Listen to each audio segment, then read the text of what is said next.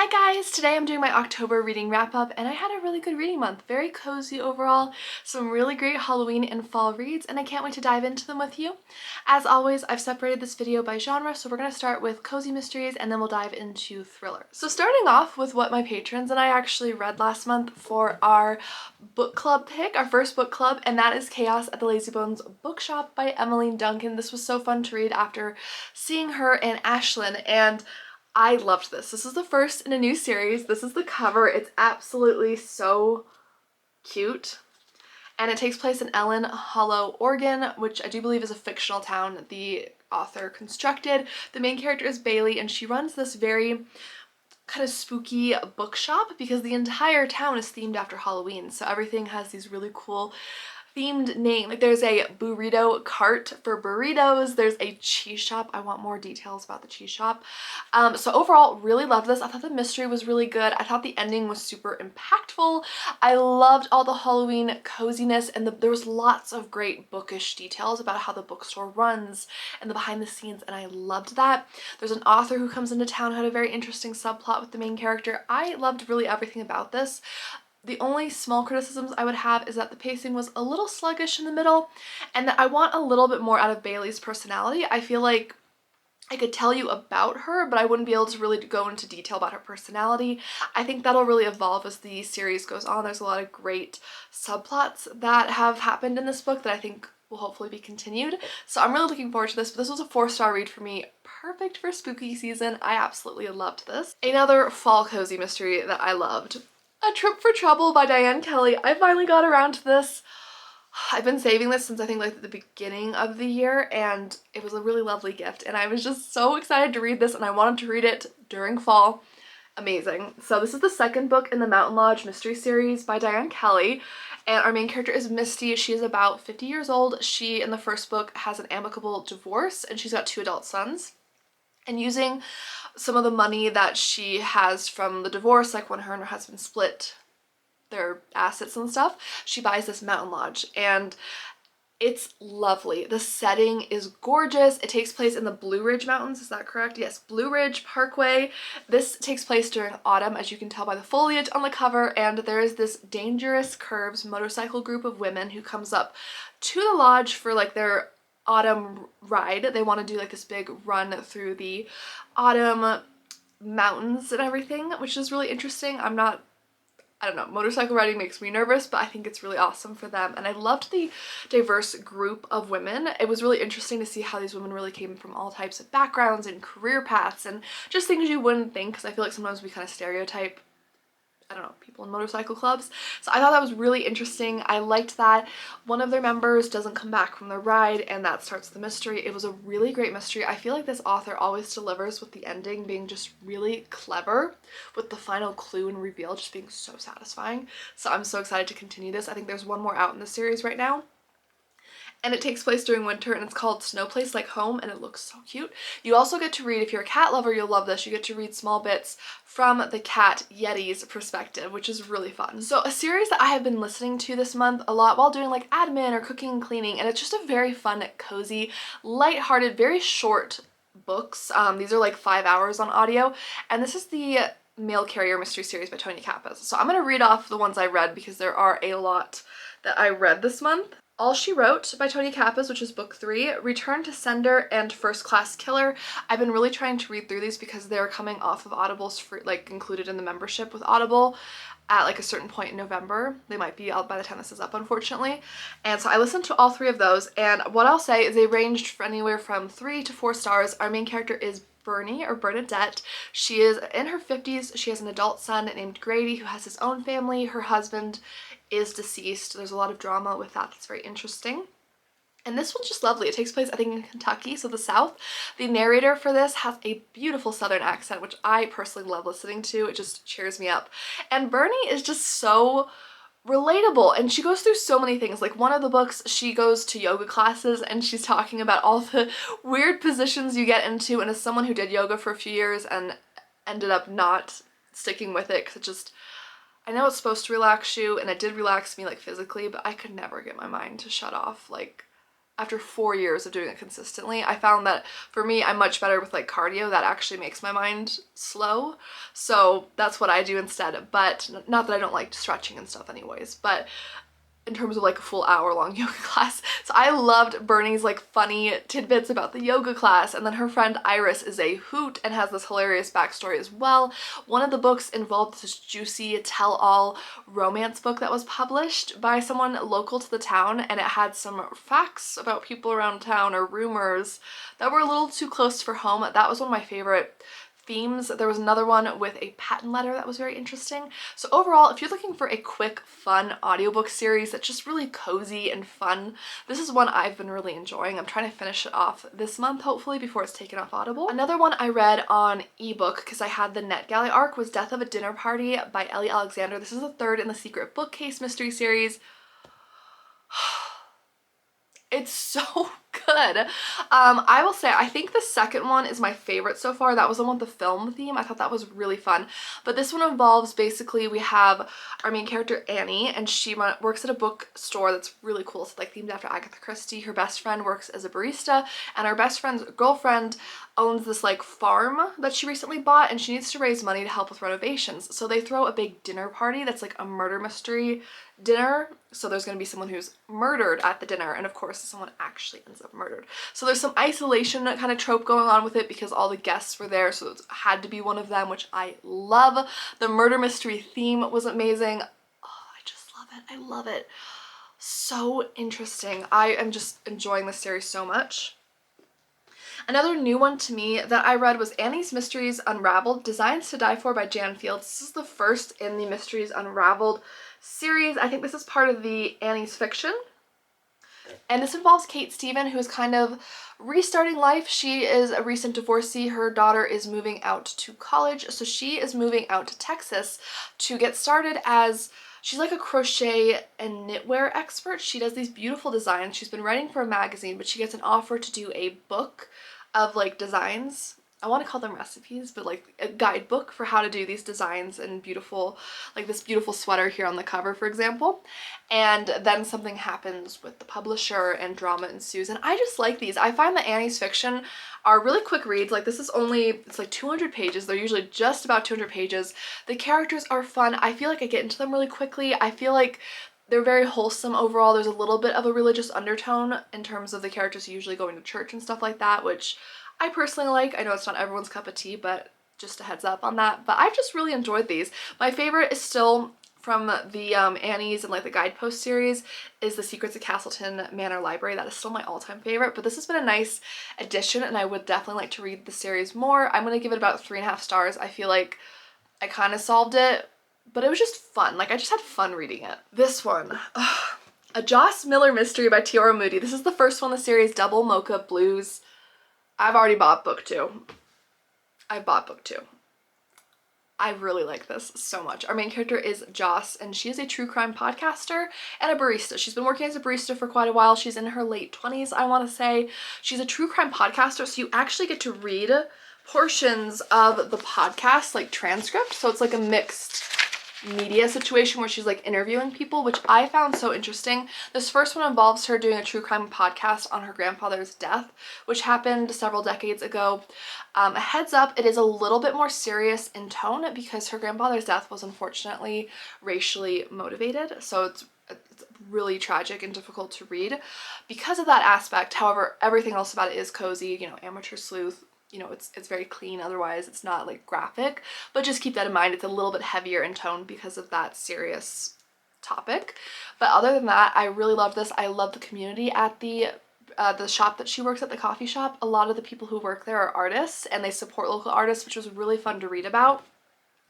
In fact, I think the second one involves her helping out an artist who had like some kind of murder case with an artist, which I'm really excited for. But I just found Joss to be a refreshing character, just very honest and straightforward and loyal and just caring, and I loved her family. They all tried to like feed her constantly. That was like their love language, and it was just so sweet, and I just really enjoyed pretty much every aspect of this. Boston Scream Murder by Ginger Bolton. So along with this book, I also listened to 2 in the Deputy Donut Mystery series, which were book 2 and 3, which are called By Crueler World and Jealousy-Filled Donuts. So my favorite in the series so far has been Goodbye Crueler World, which is book 2. It involved a donut wall at a wedding and someone dies at the wedding, and I just thought the mystery was so strong in that one. And then this is my other favorite, Boston Scream Murder. This one took place at Halloween. Jealousy-Filled Donut was a 4th of July cozy, which was really fun, but this one I had to get to this month because look at this cover. I ended up picking it up because unfortunately the audiobook series ends after book 3 and my library had 5 and 6 but not 4, and I really wanted this for Halloween. This was amazing. There's like an 80-year-old who's celebrating his birthday. He wants donuts, like Boston cream donuts because he's from Boston. There were all these twists and turns. I feel like the Deputy Donut series, the mysteries are so good. They really take it to the next level with the clues and like the layers. I feel like I'm always really surprised, or I barely solve it, but it's just so satisfying. The reveals for this series have been so good. The donut details. There's a really cute cat, as you can see here, Depp. He is a lovely, lovely cat, and I do really like some of the friendships and the kind of slowly building romance in this, which isn't typical for me, but I actually am really attached to it. I think it's really sweet, and I'm just loving the series. I can't wait to continue it. I already have book 5 on hold. I would really recommend the Deputy Donut series. I've flown through the first 4 books in about a month and a half because I just have been enjoying it so much. And a new series to me is Mayhem at the Orient Express by Kylie Logan. This is a League of Literary Ladies mystery. Such a tongue twister. This is book 1 in the series, and it is kind of loosely based off of Murder on the Orient Express by Agatha Christie. Basically, our 3 main characters are all at odds with each other, and their local, what is it called? Most folks are enforced by court order to attend a library book discussion group, but that's just what happens to B&B proprietor and ex-Manhattanite Bea Cartwright, hippie cat lover Chandra Morosi, and winery owner Kate Wilder after a small town magistrate has had enough of their squabbling. Because they're always complaining around the town about each other, so he forces them to do a book club for a year together. I don't know if that's actually legal. Can they do that? I have no idea, but I thought that was so fun. And they end up finding somebody who is unfortunately murdered. They get involved in the mystery together. I loved this. I loved the character growth throughout the book with the 3 ladies because they're kind of forced to work together with the book club. I love their differences in opinions and their personalities. I thought this was so good. The ending for this completely caught me off guard. I never would have seen it coming. I will say there is a little bit of cursing in this, so keep this in mind, but otherwise extremely cozy. A really, really great series. I can't wait to read book 2. I had so much fun with this. This was just really funny, really great mysteries, hilarious, fantastic writing. I read another one in the Library Lovers Mystery Series by Jen McKinley. This is The Plot and the Pendulum, and I think this is book 13 or 14 in the series. I'm close to catching up. This one takes place in autumn and getting close to Halloween, and there's this estate that the ladies go to, the Crafternoon ladies and the library ladies, and Lindsay, our main character, who's the library director. They go there to collect these books that are being donated by this big estate. They're very excited, but there's been some creepy, spooky things that have happened there, including a missing bride from a couple decades ago. I'm gonna leave it at that. Fair warning, if you're claustrophobic, this book will make you, I would say I'm mildly claustrophobic, and this book made me very claustrophobic. Like, the writing was great. I love this series. I need to keep reading it. It's so well written. It's just so great. There's always so many great little literary details. I love the Northeast setting, everything about it. This is my favorite series from Jen McKinley. Murder of a Mail Order Bride by Mimi Granger. This is the first book I've read from this like Love is Murder book series. It is book 2, I think, in this series, and the main character is a romance bookstore owner, which I thought was really fun. She's very idealistic, has a lot of trouble in love herself, which is kind of just a fun contrast. She's really excited for a friend who's going to be marrying a mail order bride. She's happy for him to find happiness, but unfortunately his mail order bride is murdered, as you might guess from the title. I found it to be good. I felt like some of the characters were a little unbelievable. I think I gave it like a 3.75 about there, but I do plan on hopefully picking up another one in this series. I think it was just such a fun concept, and I really want to go back and read book 1. Another one I read was Shoes to Die For by Laura Levine. I listened to this in audio because it's the only Jane Austen mystery series novel that my library doesn't have in print. So I found it on Audible included, which was really awesome. And this one involves Jane Austen. She's a freelance writer. This is like first and foremost a humor fiction, I would say. Like, it's so humor heavy. It is a cozy mystery, but it's very heavy on the humor, very self-deprecating, very in your face with the humor, so keep that in mind depending on what you like. But her to give you an example, her cat's name is Prozac, so it's a very like in your face Like Laura Levine, I think, was a comedy writer for a long time, so that really comes through. But the mysteries are always just really fun. They're very wild, they're very quirky. I read it for the humor and just the lighthearted levity. I think it's just so much fun. Another one this is new to me, is the Poppy Harmon Investigates by Lee Hollis. This is the first in the Desert Flowers mystery series, and I loved this. This gave me Gladys Gold mystery vibes by Rita Lacken. It has the same kind of humor and wit. The main character is a retiree. She was left with a lot of money. She was very wealthy, but some things happened with her finances and now she's finding herself needing to work. But she hasn't worked in a long time. She doesn't really have like a up-to-date skill set, but she's very good at investigating. So she starts a private investigation firm with her two best friends. They all have flower names, thus the Desert Flowers mystery title. It was so funny. And the mystery for this, when I say the ending caught me off guard, I was shocked. Absolutely shocked. I will leave it at that. But if you're looking for something that's funny with a little bit of an older character who's a retiree, I just loved this. I love Poppy. I want to read this series. I need to like binge the series. It was so good. Then another cozy I read was Haunted to Death by Frank Anthony Polito. This is a domestic partners in crime mystery. It's book 3 in the series. I have read book 1, but I skipped book 2 to get to this one. Now, I have talked about book 1 on my channel before, and it was not an all-time favorite for me. I feel like I called the mystery pretty early. However, this book was 4 stars for me. I loved the setting. It takes place during Halloween. They're renovating this very creepy haunted estate where this heiress and beauty queen jumped to her death on her 25th birthday during her like 25th birthday Halloween party. But was it actually like by choice, or was there somebody who pushed her? We don't know. We're gonna figure that out, and they're actually working with her long lost daughter to renovate the house, and they're getting closer to her, and they promise to help find out what happened to the beauty queen mother. And it was just so good. There's also a really adorable subplot with dogs and adoption throughout this whole series that I've really enjoyed, and this had very strong Scooby-Doo vibes with the estate, because there's just like, I mean, there's like eyes watching you in the paintings, like that kind of feel, which I personally love, that kind of zany feeling in my cozies. So I really enjoyed this. Lots of great Halloween scenes, so a perfect one for this time of year. Alright, thrillers. I had kind of hit or miss with this. The first one I read was The Reunion by M.A. Hunter. I got approved for this on NetGalley. It's an ARC. I think it's coming out in November or December. I DNF'd this like only 15% of the way in. It's about all these friends reuniting and going to this big estate. It's a reunion. They have secrets in their past. One of them is dead from many years ago. We don't know what happened to them, like if it was a murder, if the friends covered it up, no idea. It had everything that I would want in a thriller, like premise-wise, but I couldn't get into the characters. It felt like the first 15%, I felt like we were still in the car traveling to the estate. I just wanted something to happen, and it didn't happen, so I kind of just put it aside. One that absolutely scared me to death, but was so good, Sleep Tight by J.H. Marquardt. So this is truly like a thriller, borderline horror. This is the closest to horror I have ever read in my life, and it's about the most intense thing I could probably handle reading. I almost put it down, but it's so good. So our main character is Tess, and she is the detective's daughter. She's now a detective herself, but her dad, when she was a child, put away this serial killer named Father Silence, who has not spoke a word since his arrest, and there were all these bodies found at this creepy house, and he was the one who murdered all these people. It was a very big, salacious case. Well, unfortunately, Father Silence, we're in the future now. Tess, her father's retired.